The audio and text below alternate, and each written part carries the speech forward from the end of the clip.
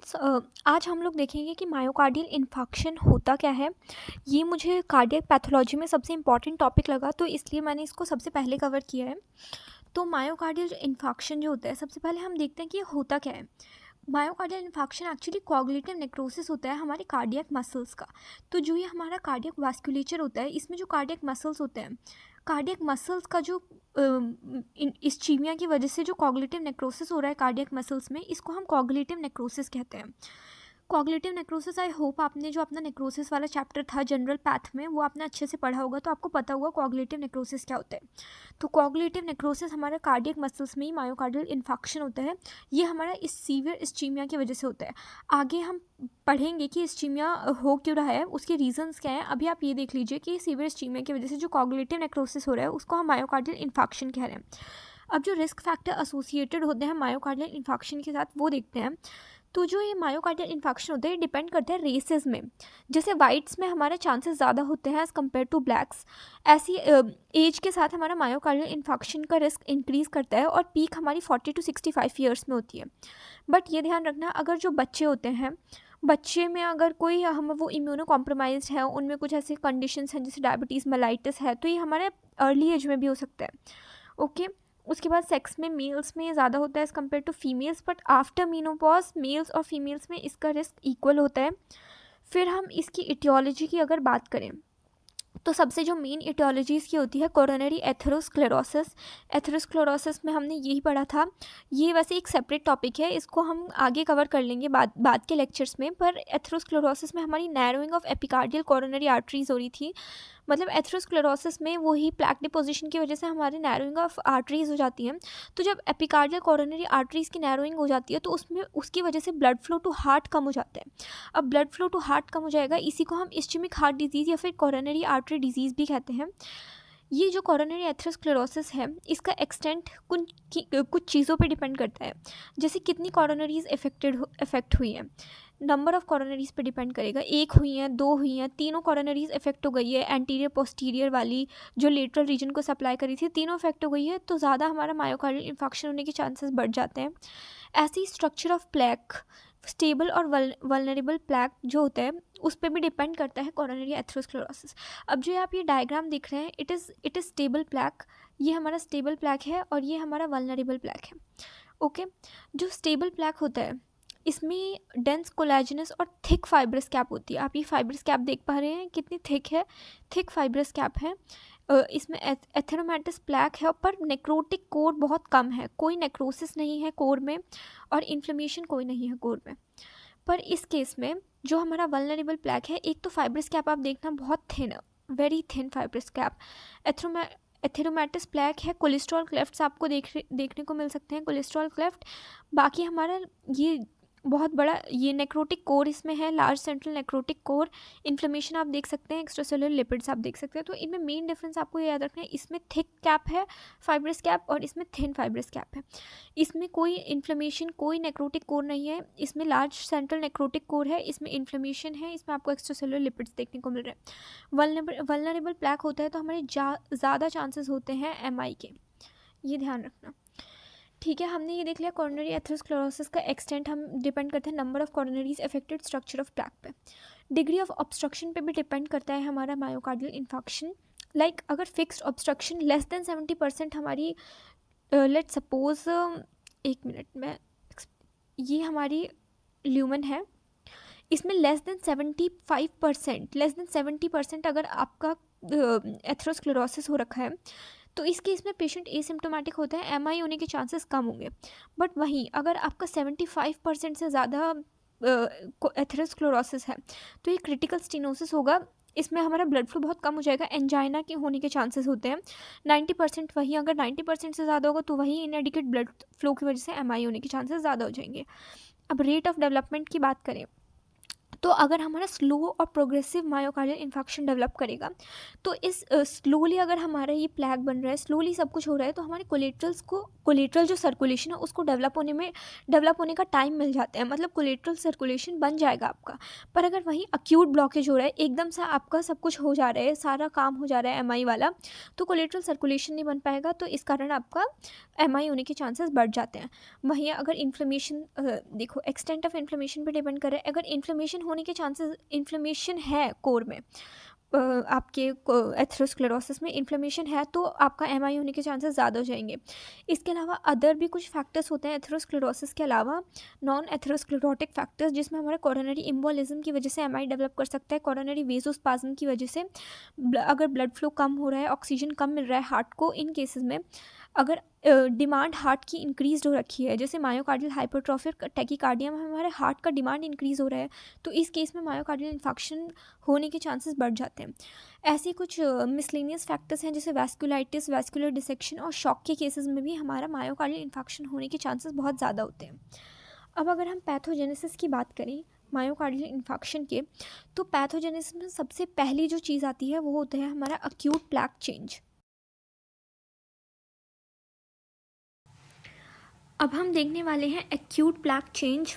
Acute plaque change में देखिए, आपको यहाँ पे दिख रहा है, एक्यूट प्लैक चेंज में मेनली क्या होता है, हमारी जो एथेरोस्क्लेरोटिक प्लैक है उसकी रप्चर और फिजरिंग होती है, इरोजन, अल्सरेशन हो सकता है, उसमें हेमरेज हो सकता है प्लैक में, सेंट्रल कोर जो होता है प्लैक का उसमें हेमरेज हो सकता है। तो एक्यूट प्लैक चेंज में आपको जैसे आपको ये डायग्राम दिख रहा है, इस डायग्राम में ये हमारी ब्लड वेसल्स है, इसमें ट्यूनिका एडवेंटिशिया, मीडिया, इंटीमा है, ये हमारा एथेरोस्क्लेरोटिक प्लैक है, ठीक है। इसमें आपको ये कोलेस्ट्रॉल क्लेफ्ट्स दिख रहे हैं। अब इस डायग्राम में आप देख सकते हैं ये हमारा हो रहा है एक्यूट प्लैक चेंज, इसमें रप्चर, फिजरिंग और अल्सरेशन हो रहा है हमारी प्लैक का, जिसकी वजह से थ्रोम्बस फॉर्मेशन होने के चांसेस बढ़ जाते हैं। अभी जो रप्चर फिजरिंग हो रही है, इसकी वजह से जो हमारा थ्रोम्बोजेनिक प्लैक कॉन्स्टिट्यूएंट्स हैं वो एक्सपोज हो रहे हैं, तो वो एक्सपोज होंगे तो एकदम से हमारे थ्रोम्बोजेनिक प्लैक कॉन्स्टिट्यूएंट्स हमारा थ्रोम्बस फॉर्मेशन करा देंगे, जिसकी वजह से ऑक्लूजन ऑफ ल्यूमेन हो जाएगा। सिमिलरली अगर इरोजन या अल्सरेशन होगा प्लैक में, वही हमारे सब एंडोथीलियल थ्रोम्बोजेनिक कॉम्पोनेंट्स एक्सपोज होंगे, थ्रोम्बस फॉर्मेशन होगा, ऑक्लूजन हो जाएगा। सेम अगर हेमरेज होगा सेंट्रल कोर ऑफ प्लैक में, इसकी वजह से भी ऑक्लूजन ऑफ ल्यूमेन हो जाएगा। ये मैंने कुछ फैक्टर्स लिखे हैं, इंट्रिंसिक फैक्टर्स, जो हमारे इफेक्ट करते हैं हमारे एक्यूट प्लैक चेंज को। इसमें प्लैक का कॉम्पोजिशन और स्ट्रक्चर पे डिपेंड करता है हमारा एक्यूट प्लैक चेंज, मतलब रप्चर, फिजरिंग हमारी प्लैक कॉम्पोजिशन और स्ट्रक्चर पे डिपेंड करेगी। एक्सट्रिंसिक ब्लड प्रेशर कितना है, प्लेटलेट एक्टिविटी कैसी है, इस सब पे भी हमारा एक्यूट प्लैक चेंज डिपेंड करता है। एक्यूट प्लैक चेंज की वजह से यही हमारा, देखो रप्चर, फिजरिंग, अल्सरेशन हो रहा है, सब एंडोथीलियल जो एक थ्रोम्बोजेनिक कॉन्स्टिट्यूएंट्स है एक्सपोज होंगे, तो प्लेटलेट एडिशन, एग्रीगेशन होगा, थ्रोम्बस फॉर्मेशन होगी, हमारा ऑक्लूजन हो रहा है ल्यूमेन का। अब होता क्या है, इसके बाद एक्यूट प्लैक चेंज, ये यहाँ पे लिखा गया, एक्यूट प्लैक चेंजेस की वजह से एक्सपोजेस सब एंडोथेलियल कोलेजन, जिसकी वजह से प्लेटलेट अधर करेंगे, एग्रीगेशन होगा, माइक्रोथ्रोम्बाई बन जाएंगे, जिसकी वजह से पार्शियल और कंप्लीट ऑक्लूजन हो जाएगा। ये हमारा हो गया पैथोजेनेसिस में एक्यूट प्लैक चेंज। इसके अलावा हमारा वेजोस्पाज्म हो सकता है। वेजोस्पाज्म जो एक्टिवेटेड प्लेटलेट्स, एंडोथेलियल सेल्स और इन्फ्लेमेटरी सेल्स हैं, ये कुछ मीडिएटर्स रिलीज करते हैं, जिसकी वजह से हमारा वेजोस्पाज्म होता है एथेरोस्क्लेरोटिक साइट पे, जिसकी वजह से नैरोइंग ऑफ ल्यूमेन होगी और मायोकार्डियल इन्फेक्शन हो जाएगा।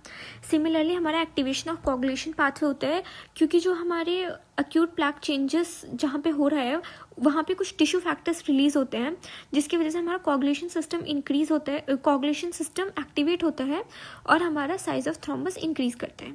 सिमिलरली हमारा कंप्लीट ऑक्लूजन हो जाती है। अगर कंप्लीट ऑक्लूजन हो जाएगी हमारे एथेरोस्क्लेरोसिस की वजह से, तो भी हमारा मायोकार्डियल इन्फेक्शन होगा। तो अगर मैं इसको समराइज करूँ तो पैथोजेनेसिस में आपको एक्यूट प्लैक चेंजेस देखने को मिल रहे हैं। एक्यूट प्लैक चेंजेस की वजह से ये जो अंदर का मटीरियल है, सब एंडोथेलियल कोलेजन, ये सब एक्सपोज हो रहा है, प्लेटलेट एडेशन, एग्रीगेशन और ऑक्लूजन। सिमिलरली वेजोस्पाज्म की वजह से एमआई हो सकता है, कोगुलेशन पाथवे एक्टिवेट होने की वजह से एमआई हो सकता है और कंप्लीट ऑक्लूजन की वजह से हमारा एमआई हो सकता है। अब कॉन्सिक्वेंस क्या होंगे एमआई मायो, अब हमने क्या देखा, हमने ये देख लिया है कि मायोकार्डियल इन्फेक्शन की हमने डेफिनेशन पढ़ ली, हमने रिस्क फैक्टर्स देख लिए, हमने इटियोलॉजी देख ली जिसमें हमने एथेरोस्क्लेरोसिस देखा, नॉन एथेरोस्क्लेरोटिक कुछ अदर फैक्टर्स देखे, फिर हमने पैथोजेनेसिस में 4-5 पॉइंट पढ़ लिए हैं। इसके बाद अब हम कॉन्सिक्वेंसेस देखेंगे कि मायोकार्डियल इन्फेक्शन होने की वजह से होगा क्या। तो सबसे पहले हमारा रिवर्सिबल इंजरी, रिवर्सिबल इंजरी में हमें 3 चीज़ें देखने को मिलती है, बायोकेमिकल चेंजेस, फंक्शनल और मॉर्फोलॉजिकल चेंजेस। बायोकेमिकल चेंजेस में हमें सबसे पहले बायोकेमिकल चेंजेस में जो हमारा कार्डियक मसल होती है उसके अंदर हमें सीजेशन ऑफ एरोबिक ग्लाइकोलाइसिस देखने को मिलेगा। मतलब एरोबिक ग्लाइकोलाइसिस उन मसल्स के अंदर हो नहीं पाएगा क्योंकि इस्कीमिया हो रहा है, तो हमारा एटीपी कम बनेगा, प्लस हमारा अक्यूमुलेशन हो जाएगा टॉक्सिक मेटाबोलाइट्स का, जैसे लैक्टिक एसिड वगैरह हमारा अक्यूमुलेट होने लगेंगे कार्डियक मसल्स में। फंक्शनल चेंजेस में हमें लॉस ऑफ कॉन्ट्रैक्टिलिटी देखने को मिलेगी विद इन 60 सेकेंड्स, और मॉर्फोलॉजिकल चेंजेस में हमें माइटोकॉन्ड्रियल स्वेलिंग और मायोफिब्रल्स रिलैक्सेशन देखने को मिलेगा। वहीं इरिवर्सिबल चेंजेस में भी हमें इरिवर्सिबल इंजरी में भी हमें सेम चेंजेस देखने को मिलेंगे, बायोकेमिकल, फंक्शनल और मॉर्फोलॉजिकल। बायोकेमिकल में हमें लीकेज देखने को मिलेगा साइटोप्लाज्मिक प्रोटीन्स का ब्लड में, क्योंकि हमारी इंजरी अब इरिवर्सिबल हो चुकी है। तो ये हमने उस इरिवर्सिबल और रिवर्सिबल इंजरी वाले चैप्टर में आप लोगों ने पढ़ा होगा कि जब इरिवर्सिबल इंजरी होती है तो मेम्ब्रेन डैमेज होने की वजह से हमारे जो ट्रोपोनिन, टी, CK और LDH जो कार्डियक मार्कर्स होते हैं ये ब्लड में रिलीज होना स्टार्ट हो जाते हैं। सिमिलरली फंक्शनल चेंजेस में हमें एरिथमिया देखने को मिलेगा इरिवर्सिबल इंजरी में, और मॉर्फोलॉजिकल चेंजेस में हमें कॉग्निटिव नेक्रोसिस देखने को मिलेगी।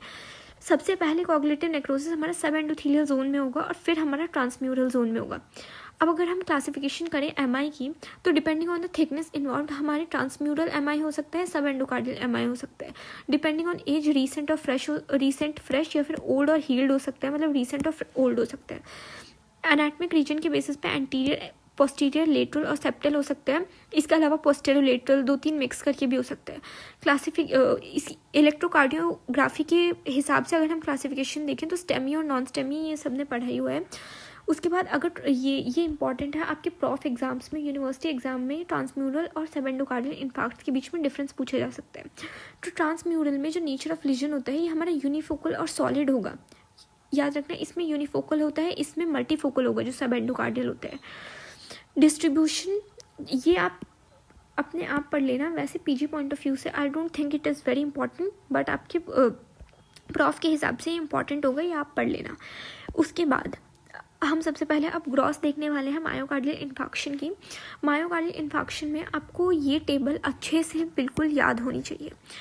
टाइमिंग ऑफ डेथ है एक पॉइंट इसमें हमारा, और एक पॉइंट में हमें लाइट माइक्रोस्कोपी में जो चेंजेस आ रहे हैं, एक पॉइंट में हमें इलेक्ट्रॉन माइक्रोस्कोपी में जो चेंजेस आ रहे हैं। तो reversible cell injury 20 to 40 minutes के अंदर हमने अभी चेंजेस पढ़े थे, ये बायोकेमिकल, फंक्शनल, मॉर्फोलॉजिकल। इसमें मॉर्फोलॉजिकल में मैंने आपको बताया था कि माइटोकॉन्ड्रियल स्वेलिंग हो रही है, मायोफिब्रल्स रिलैक्स हो रहे हैं, तो ये हमें इलेक्ट्रॉन माइक्रोस्कोपी में देखने को मिलेगा।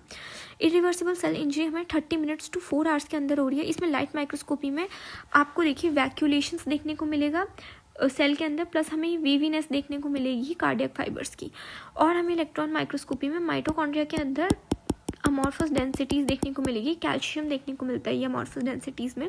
4 आवर्स to 12 आवर्स में हमें ओकेजनल डार्क मॉटलिंग देखने को मिलेगी, प्लस हमें लाइट माइक्रोस्कोपी में कॉग्निटिव नेक्रोसिस देखने को मिलेगा।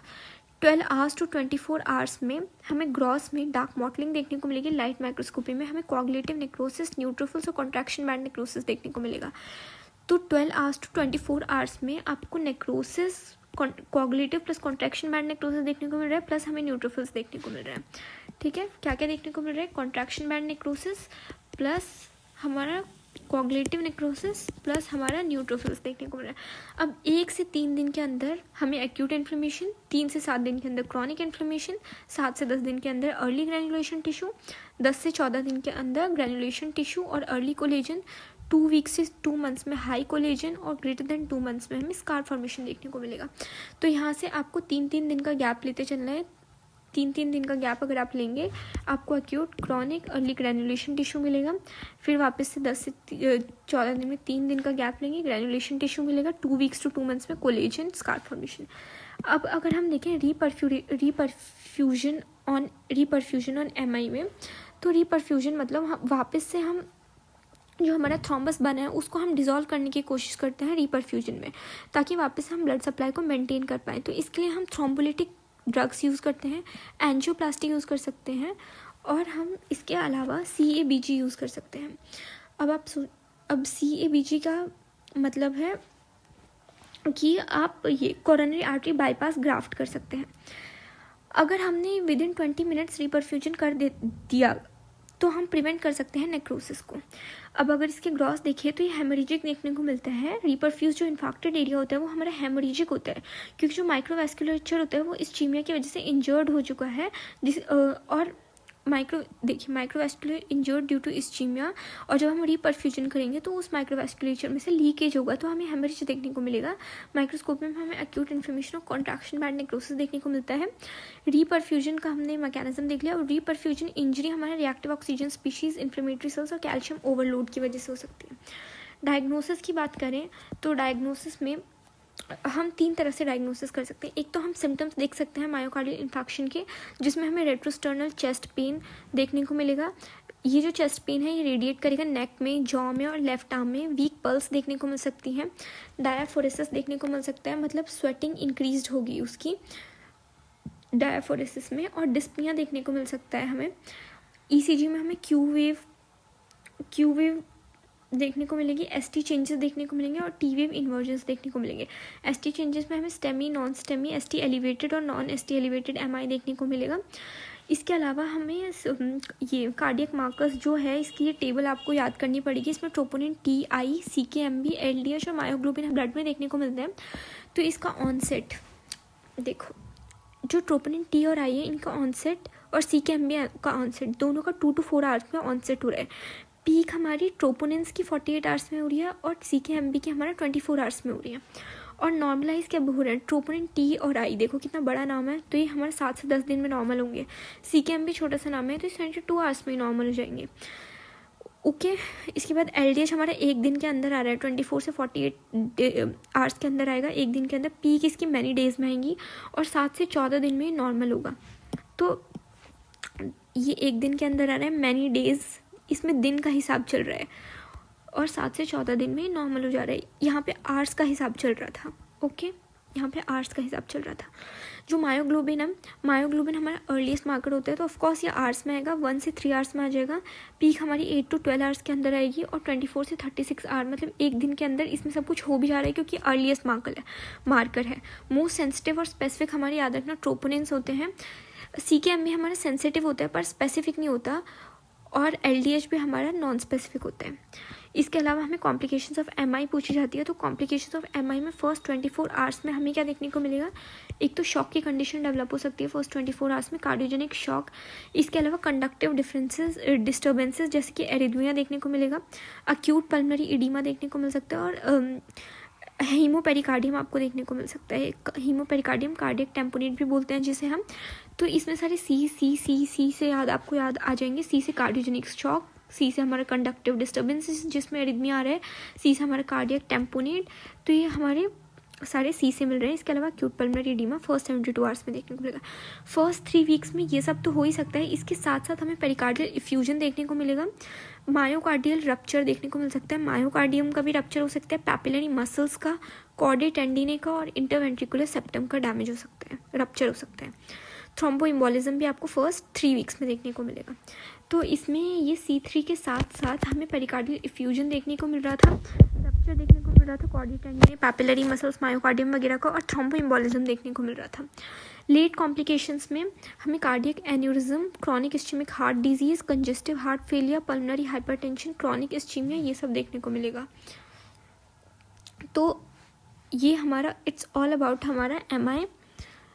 तो MI का अगर हम वापस से थोड़ा सार देखें, हमने पढ़ा क्या है, तो हमने MI की डेफिनेशन पढ़ी थी, हमने उसके रिस्क फैक्टर्स पढ़े, हमने उसकी इटियोलॉजी पढ़ी, इटियोलॉजी के अलावा हमने उसका पैथोजेनेसिस पढ़ा था।